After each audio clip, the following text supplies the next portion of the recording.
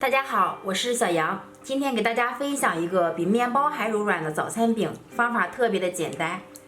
碗中倒入250毫升的温牛奶，打入1颗常温的鸡蛋，加3克酵母粉，1小勺白砂糖，用筷子搅拌均匀。盆中加入300克的普通面粉，把搅拌好的牛奶倒入里面，搅拌成面糊。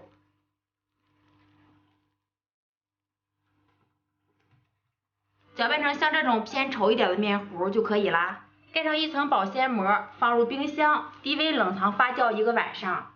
第2天早晨起来直接做就可以，非常的方便。面条里面有很多的大气泡，用筷子搅拌一下。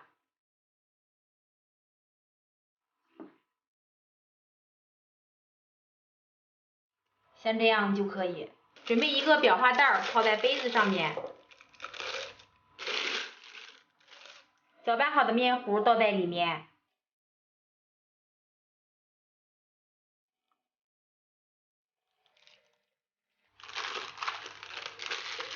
用剪刀在底部剪一个小孔。电饼铛预热，抹1层食用油，把面糊挤入锅中。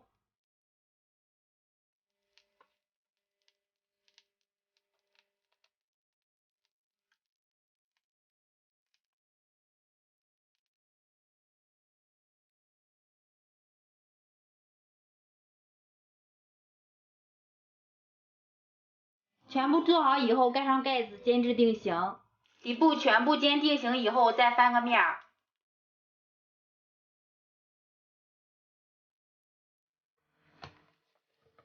直接煎到这种两面都呈金黄色，按一下不塌陷，立马回弹，这样就已经熟了。直接出锅就可以啦。